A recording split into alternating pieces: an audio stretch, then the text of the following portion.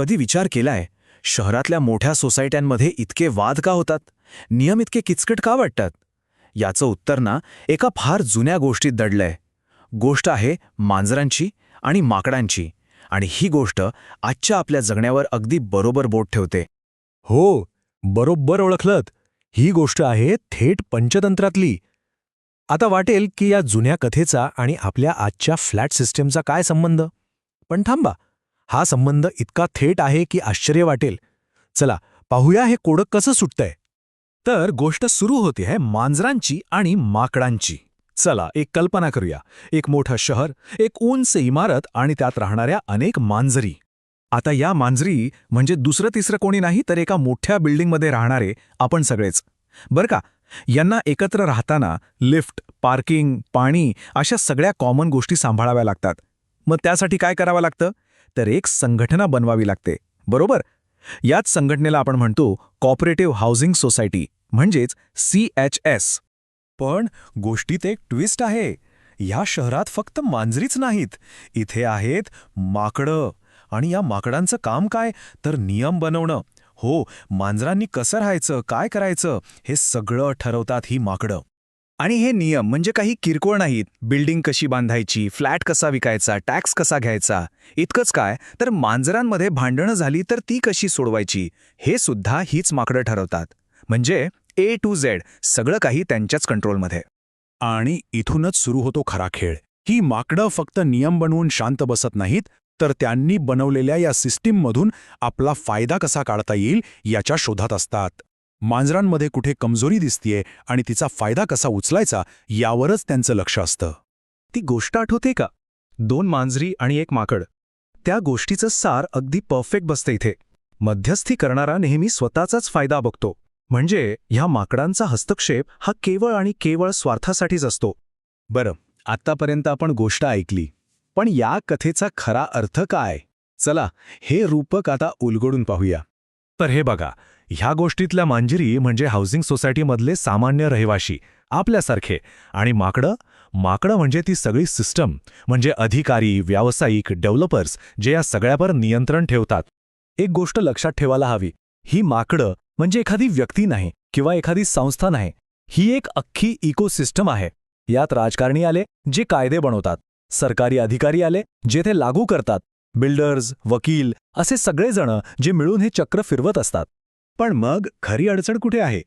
ती आहे या माकडांनी बनवलेल्या नियमांमध्येच.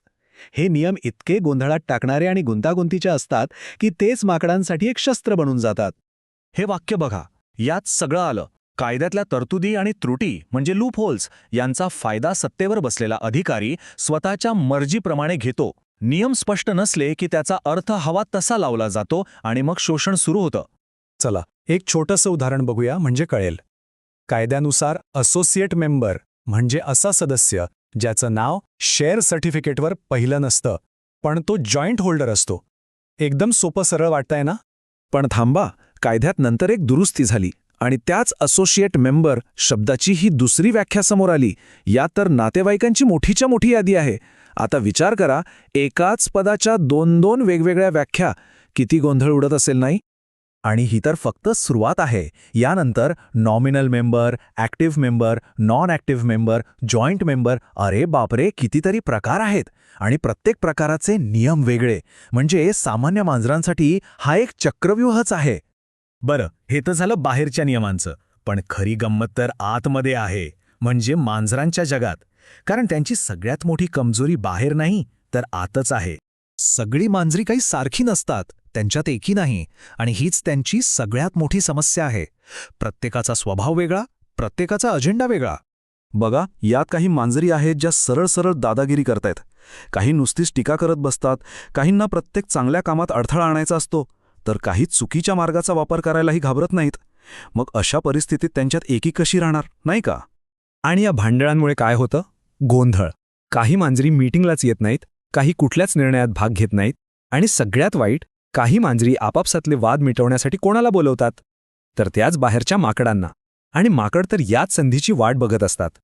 म्हणून या कथेचा एक साधा सरळ नियम आहे, जेव्हा जेव्हा मांजरी आपापसात भांडतात तेव्हा जिंकतात ती फक्त माकडच. तर मग या सगळ्या गोष्टीतून काय शिकायचं? या कथेचं सार काय आहे? आणि हीच तर खरी शोकांतिका आहे की मांजरी पंचतंत्रातल्या कथांमधून काहीच शिकत नाहीत. उलट काही मांजरांना तर आपल्याच भावंडांपेक्षा ती बाहेरची माकडं जास्त सुरक्षित वाटू लागतात आणि नकळतपणे ती स्वतःच्या शोषणाला आमंत्रण देतात. याचाच अर्थ जिथे नियम मुद्दाम गोंधळात टाकणारे बनवले आहेत आणि जिथे आपापसातच फूट आहे तिथे अज्ञानी राहणं हे काही वरदान नाही. उलट ते एक ओझं आहे, एक मोठी जबाबदारी आहे. त्या व्यवस्थेला समजून घेतल्याशिवाय तरणोपाय नाही. पण एक प्रश्न उरतोच. अशा गुंतागुंतीच्या व्यवस्थेत फक्त नियम माहीत असणं हाच एकमेव मार्ग आहे का? की मग सगळ्या मांजरांनी एकत्र येऊन हा खेळच बदलायला हवा? विचार करण्यासारखी गोष्ट आहे, नाही का?